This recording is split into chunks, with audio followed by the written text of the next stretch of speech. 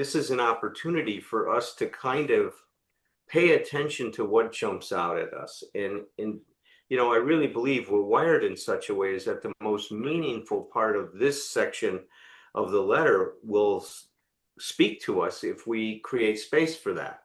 So what jumped out for you tonight? What was it that you were moved by most? Well, a little bit of humility and those unhealthy demands, those demands, you know, expecting other people to fulfill my demands. I mean, I've really been able to see my defect of wanting something from other people when I need to really get it from myself. And it's been it's been incredible to discover that because for so long I was believing, that I knew what I needed and I knew what other people should give to me. And it's kind of embarrassing to see, at this age and stage, gosh, maybe I was wrong.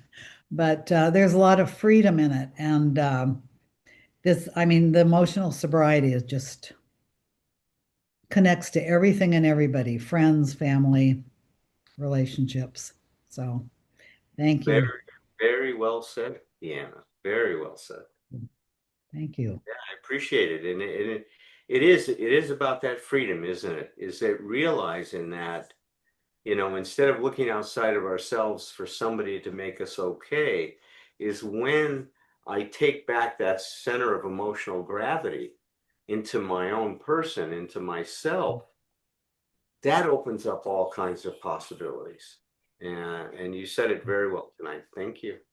Thank you. Thank you. And it segues beautifully into where we're at. We're exploring emotional sobriety and the 12 and 12. Bill in 1950 started to write about his experience and the experience of a lot of members in the fellowship in working the steps. But also in 1950 now, he had the benefit of some long-term recovery. And one of the things that Bill really paid attention to is what was causing his emotional disturbances, especially his depression. And what he realized, and he really, really discussed it at length in the letter. We don't go over the full letter in this meeting, but I encourage any of you to get a hold of it. It's available. If you Google Bill Wilson and emotional sobriety and the letter, you'll be able to download the whole PDF. But what he discovered was that his sense of self, and these are my words, not Bill's, but my words as a psychologist, but his sense of self was so dependent on what was going on around him. You see, he relocated his own center of gravity outside of himself. He gave it to people, he gave it to places, to things. And if people and places and things would be the way that he wanted them to be, he would be okay. And if they weren't, then he would try to control and manipulate the situation and what he would call power driving behavior.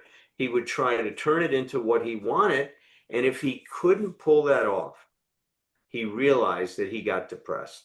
He got deflated because he did not know, he didn't have the maturity, the emotional maturity or the emotional sobriety to be able to deal with life as it is.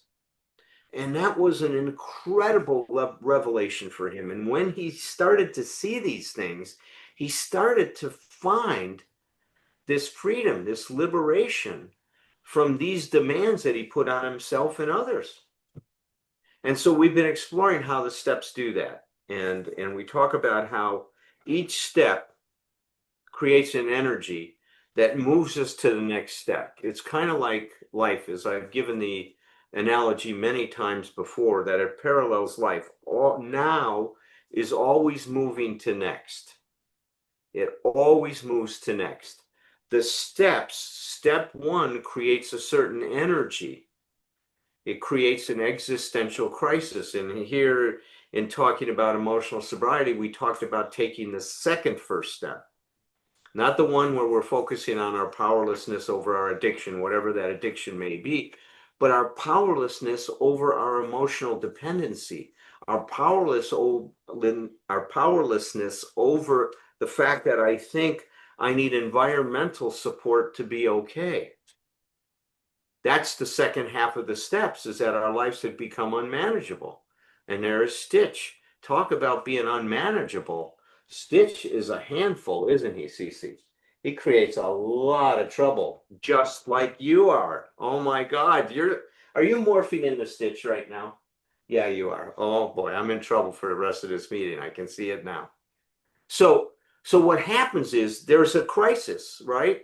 Our lives have become unmanageable, right? That's when we start to face our unmanageability. Okay, I need to do this now, okay? So our lives have become unmanageable because of this dependency we have, not just because of our addiction. Oh, yes, that creates chaos and craziness in our life. But our problems with this started well before we picked up a drink or we picked up a drug or whatever our addiction was attached to, whatever object it was attached to. So step one creates this existential crisis. It creates an energy that now moves us in the direction of something, and we don't know what it is yet until we take step two, but it moves us in the direction of hope. Because here we are, this existential crisis says, I've got a serious problem and I have no idea what to do about it.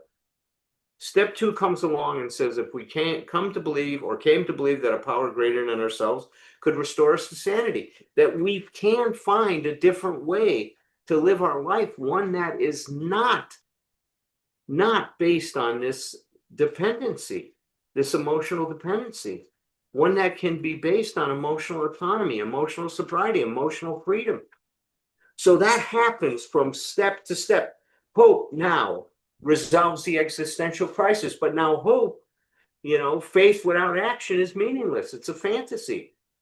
So now that hope creates a new charge, and that moves us to step three, and so on and so forth, right? So now step three, the hope, right? With, like I said, faith without action is just fantasy. So something has to change in order for us to start to realize that hope. We have to change our behavior, and that's what step three is about: is making a decision, making a commitment to finding a way to live life and unhook these dependencies. Bill said we were going to try to stop having unreasonable expectations of others, is the way he put it. So now to do that, he says, so step three, we make a decision. That's this first, our first affirmative action towards this new life, towards this new beginning. But now this commitment to action moves to a specific action, and that's taking an inventory. And we've talked about that at length. We've taken an inventory, a searching and fearless moral inventory of ourselves. And now we're ready for step five. And that's what we're going to talk about tonight. So the charge in step four is, I've now looked at all of these things. I've taken a searching and fearless. I've really gotten honest with myself, maybe for the first time in our life. And I said it last week, and I'll say it again tonight. Only the best in us can see the worst in us. And you see, we've got to do this work. If we're going to get freedom, we have to first see how our lack of freedom, how determined our life really is by these forces that are living us. So I prepared some slides tonight. Let me share those with you. And we've done this searching and fearless moral inventory of ourselves. And now here we are. We're asked now to take what we've learned about ourselves and we go share it with another human being, right? We admit it to God, the God of our understanding, of course, to ourselves and to another human being, the exact nature of our wrong. This is a very powerful first step. Bill said this. He said, psychiatrists have pointed out the deep need every human being has for practical insight and knowledge of his own personality flaws, and for a discussion of them with an understanding and trustworthy person. See, what Bill realized, and he had such a natural insight into so many of these things, is what he was capturing here is what we call the psychological imperative. You see, the minute we're born, we start moving towards becoming what we can be.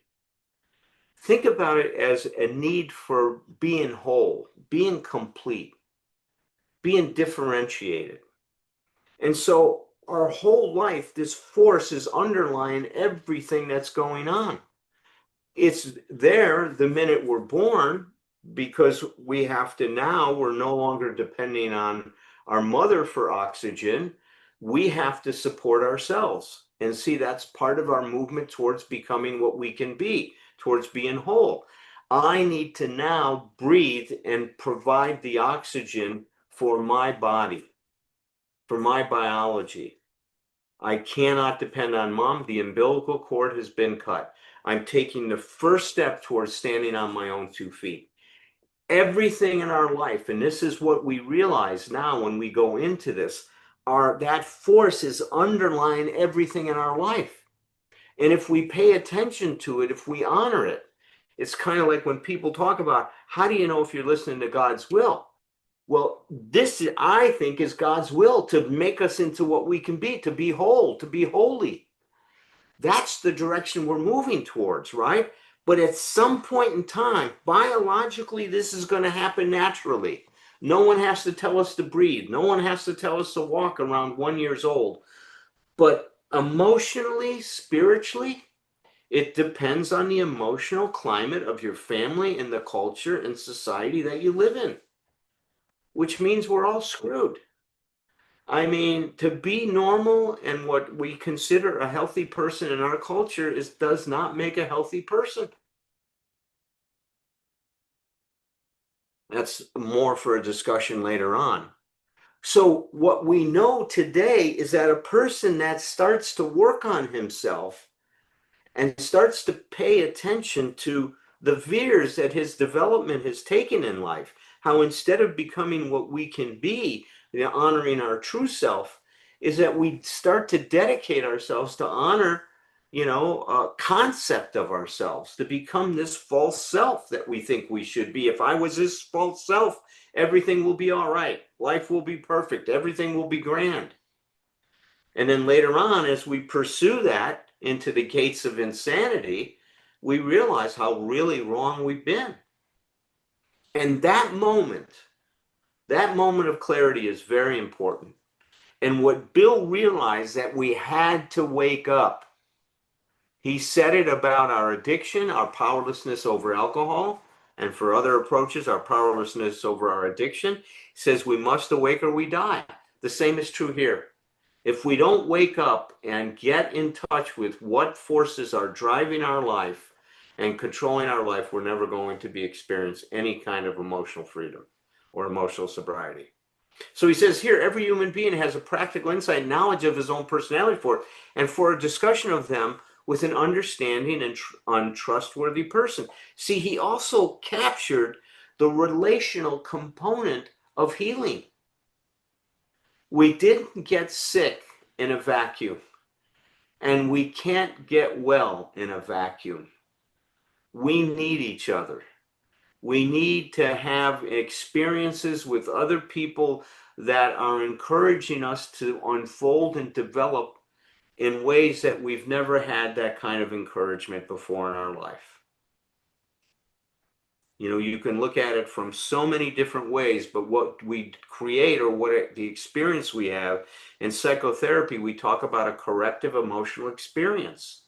And that's what's happening here as we work these steps. We're having a corrective emotional experience. Bill goes on to say, when it comes to ego deflation, think of shattering your reliance on your false self, right? Think of it that way. He says, few steps are harder to take than step 5. Now, why is that? What makes it so hard? Why is this so challenging to go share with other people? Because the things that we need to talk about, most of us are quite ashamed of. They do not fit with who we think we ought to be, who we should be. And many of us have done things that have been very hurtful and are shameful. And it's very hard to talk about those things because we're going to feel terrible about it. And when we've spent our lives avoiding pain, avoiding discomfort, to get ourselves to take this task is no easy thing. And we're going to talk about the kind of support we have to give ourselves to do this. But what happens is when we do this with what I call an enlightened witness, that person provides us with an incredible amount of support until we can start to support ourselves in this work. I'll talk about that more a little bit later. So he says, if we've come to know how wrong thinking and action have hurt us and others, then the need to quit living by ourselves with those tormenting ghosts of yesterday gets more urgent than ever. You've heard it in the rooms just like I have. You're as sick as you are secretive. There's no question about that. Many people who have, faltered at this step, who have backed away from it, have been unwilling to share, have and find themselves relapsing again because they're haunted by these ghosts from our yesterday. These ghosts, a lot of us drank and used to quiet them, to get freedom from all of this nonsense that's going on inside of us.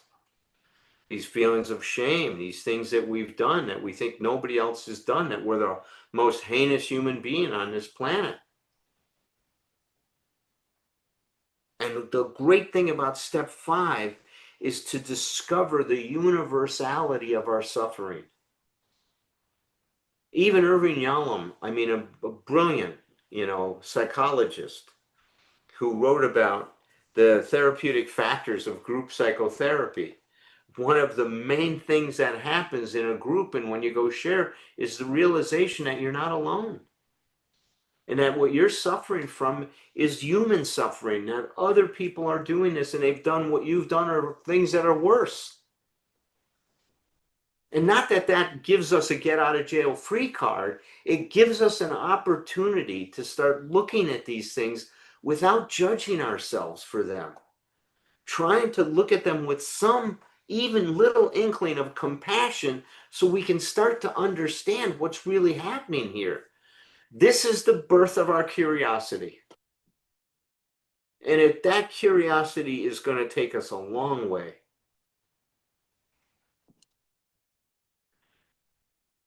Ernest Kurtz calls it true speaking.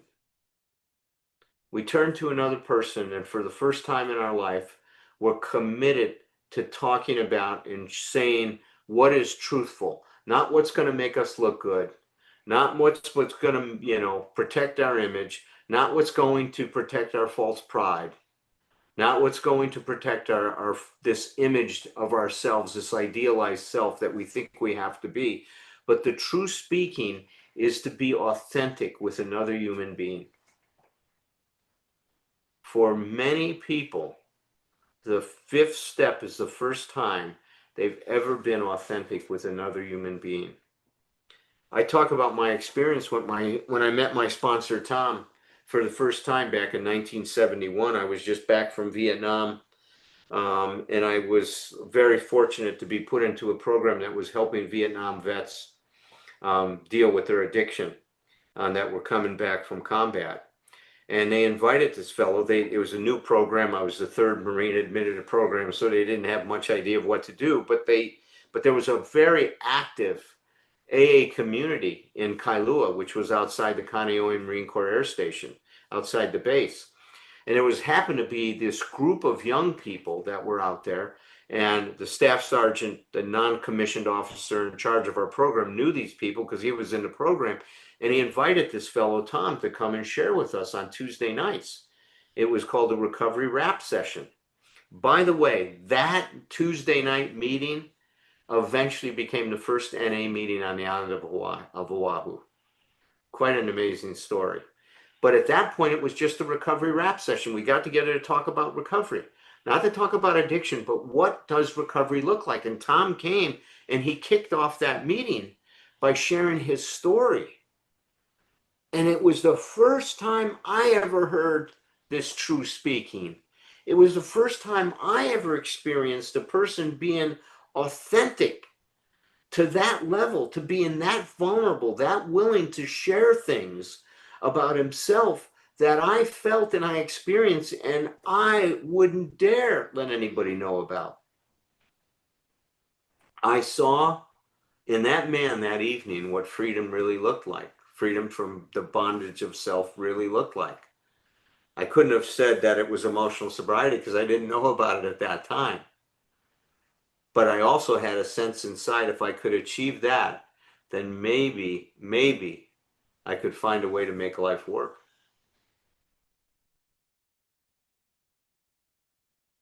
Bill says, what do we get out of step 5?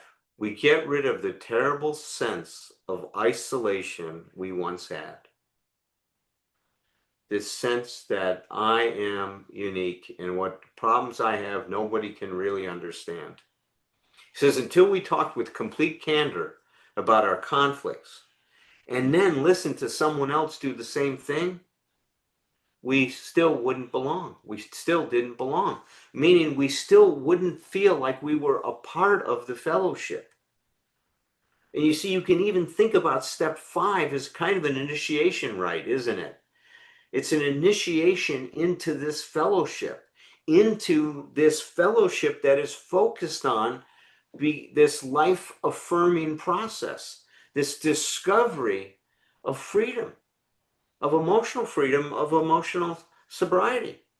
I forgot to say that, but Bill said in step 12, when he was writing the 12 and 12, he says, if we practice the principles of the 12 steps in our daily life, that we and those about us, find emotional sobriety. He stated specifically that the goal of working the steps is the discovery of emotional sobriety. God, I've been around the meetings for a long time. It's still the best kept secret in the program, even though today more and more people are talking about it, and thankfully so also to Melanie and Trey Anastasio for Divided Sky and their recognition of the importance of this.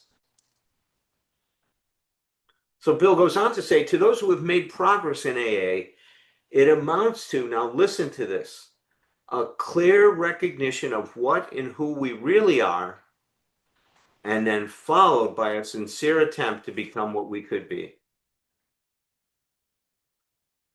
Wow, that's heavy. A clear recognition of what and who we really are. I say it this way, is that we have to see who we are and who we aren't yet. That's such an important thing. And this is a challenge. But if you do the work, I can tell you this, only the best in you can see the worst in you. And this is what real strength is about. The part of you that is willing to start taking a look at this is what we call real strength, because that strength is rooted in your true self. The strength that's rooted in your false self is very shaky. It's tenuous, it's unsubstantial, it's flimsy. But when you ground yourself in your true self, it's almost unshakable. Only the best in you can see the worst in you. So he goes, therefore, the first practical move towards humility must consist of recognizing our deficiencies. Well, what is our deficiency? Our deficiency is thinking that we need people, places, and things to be the way that we think they need to be for us to be okay. I call it the big lie, that if life conforms to my expectations, I'll be all right. It's the big lie. That's not true. And that lie will take us up in and get us passing through the gates of insanity, try to make that true. He says, no defect can be corrected unless we clearly see what it is. We got to wake up. We've got to wake up. We got to wake up to the truth about our lives and quit living in a fantasy about who we think we are. And that's hard at times to be able to see that. Bill says it this way, paradoxically, though, we can achieve no liberation until we become willing to deal with those character defects, our emotional dependency, which have landed us in that helpless condition. Even to gain sobriety only, we must attain some freedom from fear, anger, and pride, from rebellion and self-righteousness, from laziness and irresponsibility, from foolish rationalization and outright dishonesty, And then he goes from wrong dependencies and destructive power driving. The destructive power driving is trying to force life to be what we want it to be and treating life and people as though they're things to be manipulated to our will. Boy, he's not kidding when he says, knowledge of true partnership, we have very little. We just don't get it. So, step 5 is about this authenticity, discovering the value in relationships that are grounded in honesty and vulnerability. He says, only by discussing ourselves, holding back nothing, only by being willing to take advice and accept direction, could we set foot on the road to straight thinking, solid honesty, and genuine humility. Now, I want to stop here tonight. Next week, we're going to talk about what it means to have an enlightened witness in our life. But let me go ahead and invite Tom, and if Herb is here, into the room with us tonight. And have I stopped sharing okay, Tom? Yep. Okay, Where's great. Julia? Well said. She's away somewhere. No, Well, thank you. something like that. No, Herb is not here. Julia is on a trip. She's away somewhere. No, you know what I'd like to do is invite Jimmy into the room with us. Jimmy has been following us for years now, and I'm sure Jimmy would have some contribution. Jimmy, are you willing to join us tonight? I'm going to go ahead and add him to our room. Yes. You got him, or you need me to? He's got to turn his video on first before we can. What do you have?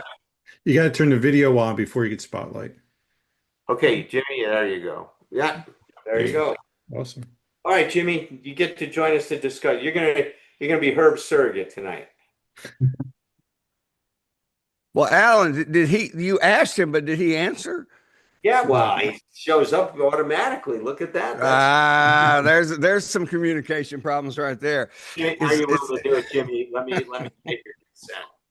So Tom gets off my back. Jimmy, you okay with joining us? Yeah. Yes. Okay, great. That's a yes, right? Yes. Thank you. Well done, Alan. There you go. Okay. Good coaching there, Tom. No problem. And speaking of things that people need to do differently, let me do you next, Potash. It's like listen, when he starts having technical problems, unmute me, man. I'm back here ready to heckle, and I can't get unmuted. It's like it's part of the show. You have to unmute me when he's messing up. Sorry. Right. Okay. There'll be plenty more opportunities. Sure, that's true. There will be. So I want to start off just because this is fresh in my head. You talked about the reluctance or the avoidance to do a fifth step because of, I want to say, exposing ourselves. And earlier in the book study, we were talking about, we're in the chapter of waking up from our sleepwalking and the idea of the idealized self, right? And if I've built up this idealized self, and for those of you who haven't read the book, it's about the version of ourselves that we create in order to get love, belong, stay in a community, whatever it might be, but it's not our true self. And so if I've built up this facade that I've been, putting out into the world, and I'm confronted with the possibility of, getting honest and real and exposing my true self and really exposing the lies of the idealized self. That's anxiety producing, right? And I could see why there's avoidance and reluctance to do a fifth step at that point. Oh shit. Well, and I'm glad you said this, Tom, because I think one way of looking at this is that we're going to meet resistance. Expect it. Yeah. Don't be surprised by it. See, a lot of people say, God, does this mean I'm not committed to my recovery? I'm finding myself resistant to sit down. And Tom is shaking his head. Rutledge is shaking his head. No, resistance is a very important thing to understand and to start to unpack, because there's so much richness in terms of understanding ourselves if we can really dig into that resistance. Well, if you don't if you don't let the resistance out, you're not being completely honest. There you go. That's right. That's part of the true speaking, isn't it? I'm going to Yeah. share these things with you, but I don't want to. I really don't. I'm afraid to. I'm afraid you're going to judge me. I'm afraid you're going to think bad of me. I'm afraid you're going to have me locked up, right? Those kinds Yeah. of things. You know, that's right, Tom. Right. That's part of the Well, true speaking. right. And I just have this one. You gave me a new way to, I mean, this is what I love about this group. For 5 years, when I'm paying attention, and by the way, that's not always, but when I am paying attention is, since we're true talking, I'm just saying I'm not always paying attention. But, but, But I tell had a me, new, you're paying attention to me, though, right? Please tell me. always, yeah.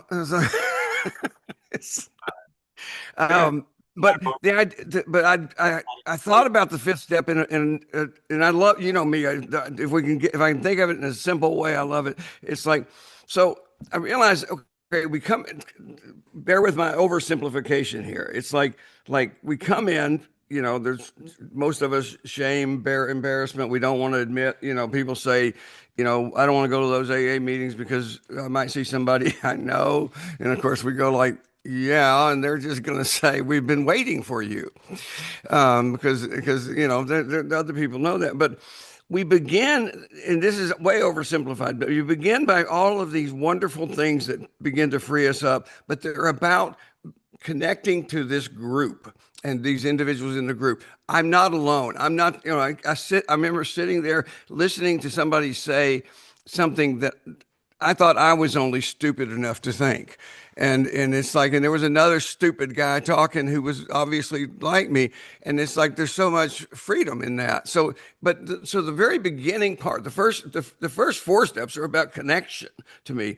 And then today, what you gave me was this new, I'm going to stand up to do this. I mean, this new thing where it's like, you've taken me through the four steps. And then I'm sitting here and Alan, you go like, what's behind your back? I go, nothing. There's nothing behind my back. It's like what it is. There is stuff I have behind my back, and that's what the fifth step is. Like, okay, well, let's really. And I love what you said is an initiation rite. It's like you go and you take this giant step into this place that's. And by the way, you're not unique in the fifth step either.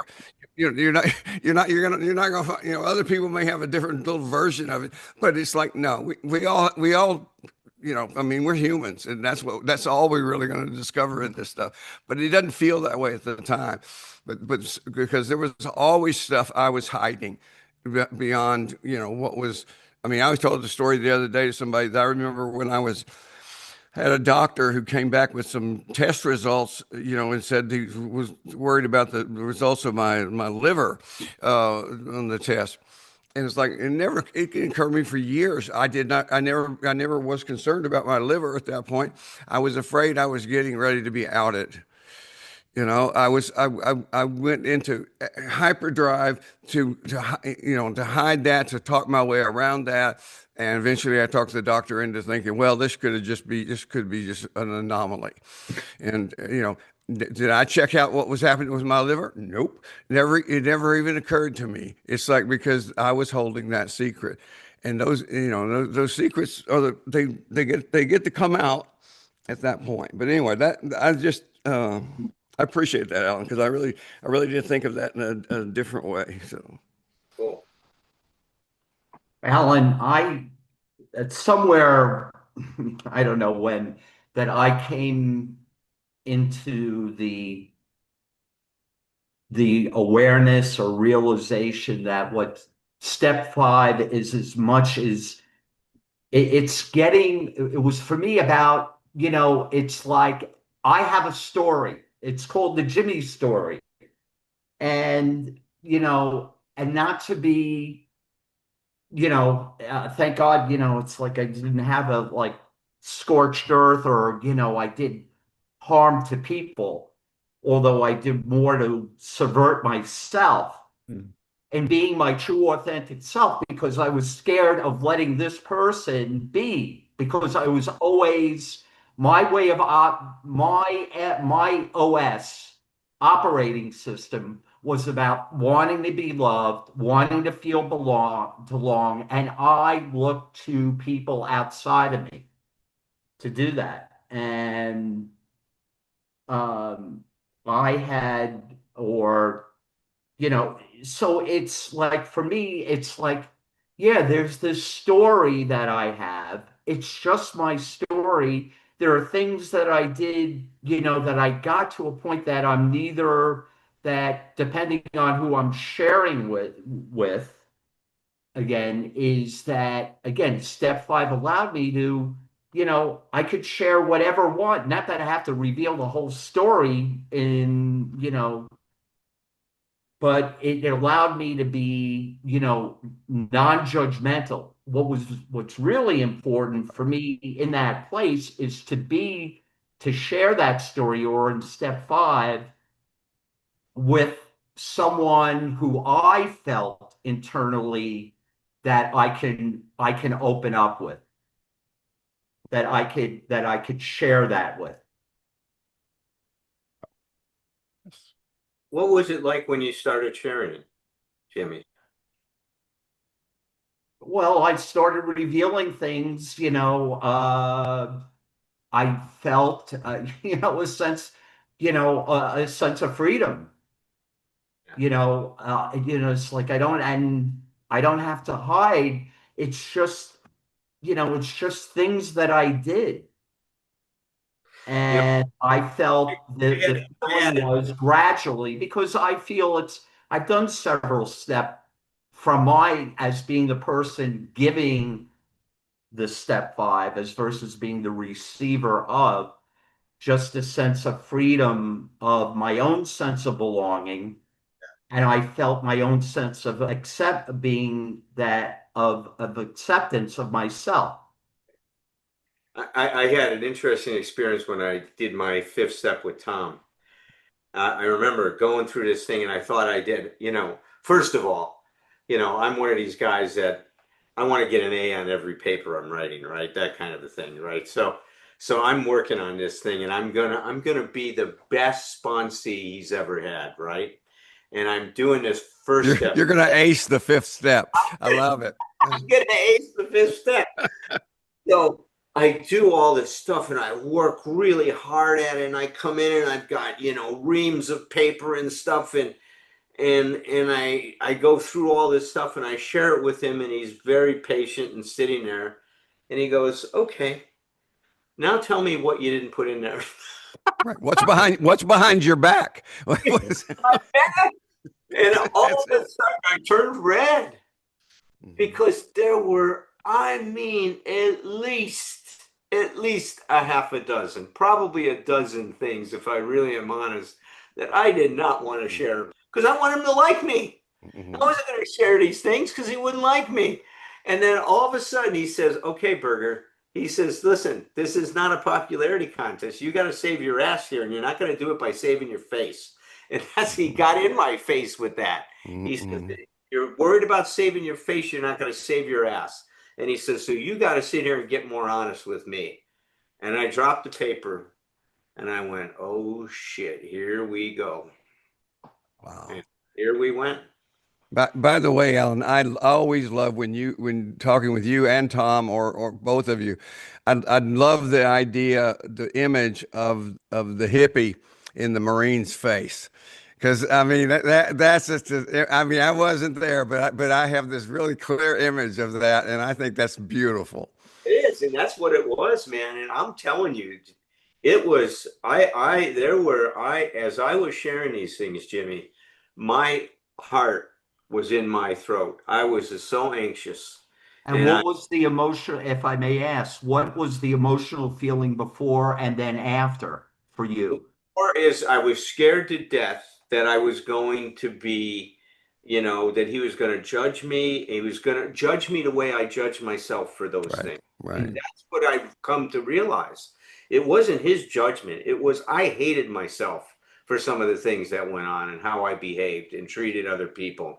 And that when I stole, I mean, there was stuff like my mom, when my dad died, she had to go and she worked at a little cafeteria, right? And she'd get these quarter tips and she'd save them in a jar. And, you know, she got some money from my dad's death to get by, but this money put food on our table, right? That she was work. She was a hard working woman. I would go in there and I'd steal a buck and a quarter to go buy a 6 pack of beer. And I would do that on a regular, I was literally stealing money from my family's food budget. I was terribly ashamed of that. And I didn't want to, that was not in my fifth step at all when I was sitting there. And when Tom did that, man, I started crying about it. I felt so much like not only I was ashamed of myself, but I let my dad down. Because when my dad died, he said, make sure you take care of the family now. Wow. And I failed that one, man. I failed that big time. And I love my dad very much. And I felt so much shame that I did not live up to my promise to him. Well, I want to say this right along with that, with what Jimmy's asking, and what Jimmy brought up the idea of how we feel afterwards. And I want to say this because in case somebody else needs to hear this, is that, and this isn't just about fifth step. I mean, I think this is when we decide to share and be real with people. Certainly is true in therapy. You know, Alan, that you're not going to automatically feel great at first. You might, but if you don't, you a lot of times, you know, people walk out of a therapy session, for instance, and they're just kind of stumbling, they're shell shocked. They don't know what the fuck is happening, where they are, because you can't, you know, it's like me describing my hand from this perspective. It's like, but I promise, if you go through this stuff is tried and true, and it's like, and I'm not, like I say, I'm not talking about just 12 steps. I'm talking about the principles behind all of this. Is that trust it, have faith, it will set you free. And just don't come out of there micromanaging it, thinking, well, I don't feel free. You know, it's happened. Well, just keep breathing. You know, show up tomorrow. Yeah. So thanks for bringing that up, Jimmy. I appreciate it. You know what I eventually saw, Jimmy, and Tom really was great at helping me see this, is that I was much more than my disease and my behavior. Yeah. But there was an Alan that existed that was really more than all of that. Yes, those were parts of me, but there was a part of me that wanted to grow, that wanted to become what I could be, that I couldn't see without his help. That part of me was lost. And that's one of the things when I started to get in touch with that, it helped me see that these behaviors, these things I did that were hurtful and harmful, that were wrong, but I wasn't defined by them. I was going to be defined by what I did with this experience I was having. That I was going to be defined by my recovery, not by my problems. And he kept drilling that into me. I can't tell you what a gift that was. Is that he kept, because at times all I could see was that I was a problem. All I could see is who I wasn't, not who I was.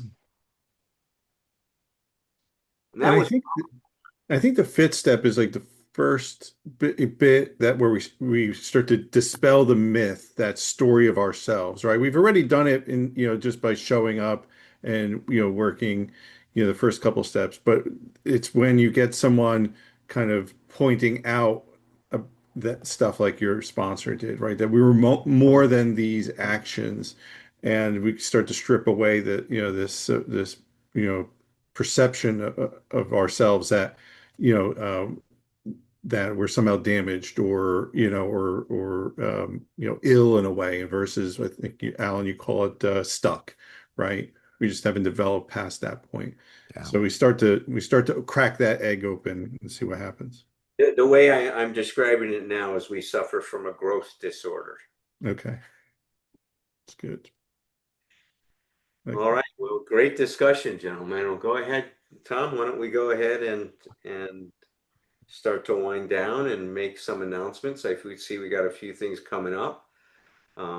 Tom Rutledge has a workshop. Tom, you want to talk about your workshop coming up? Yeah, I had more people than, but I had some people had to cancel. So I do have some spots open for the next Saturday. It's called Why Inner Child Work Matters. It's kind of me getting back to the basics of doing some of talking about some of the stuff that really made a major difference in my early recovery, and yeah, and it's just been it's been really cool. And it's like and thanks to all of you, everybody here. I mean, in beginning with you, Alan, that it's because we're going back through this 5 years later. I'm still going back through everything I've done, and looking at it through the lenses of emotional sobriety. And it's like, I've talked about that, how glad I am, how proud I am that this stuff is so congruent with what I've done. But there's more to it once I actually can see it this way. I'm actually able to use the things I've written years ago. I'm working off of the book I wrote in 1989 right now. And it's like, and I'm teaching about it from a whole different perspective. Right. Isn't that cool? I It's love that cool, man. stuff like that. Me too, It's man. cool. But anyway, We have I always say we have fun at the workshop, but I've also had people tell me to quit telling people you have fun at your workshop. So Tom and I will also be announcing a date of nutshells about emotional sobriety. Emotional yeah, sobriety. yeah. We're gonna do emotional sobriety nutshells, Alan and me. Yeah. We'll spend time going through some of the nutshells that we both discovered and sharing them, and we'll come out with a date with that. I will be up with Tom Potash up to the Wilson House again in October. I think it's 17th, 18th, and 19th, if I remember right. That's right. Yep. We'll be doing a 3-day workshop on emotional sobriety and relationships, and really looking at, all of the principles, characteristics of a healthy relationship, and how we can use what we're learning in emotional sobriety to create room enough for two people in a relationship. This weekend will be Tom Potash and I will be in St. Paul, Now, Springfield, Missouri. Springfield, Missouri. I keep missing it. We're going to end up, God, Or some we're going to end up somewhere this weekend. planes, trains, and automobiles, I think, is for the P. Springfield. That's right. I keep wanting to say St. Paul. We're going to be in Springfield, Missouri, introducing emotional sobriety to an AA convention. Yep, the Heart of the Ozarks convention. Right, which is Cool. great. The word is spreading, everybody. The word is spreading.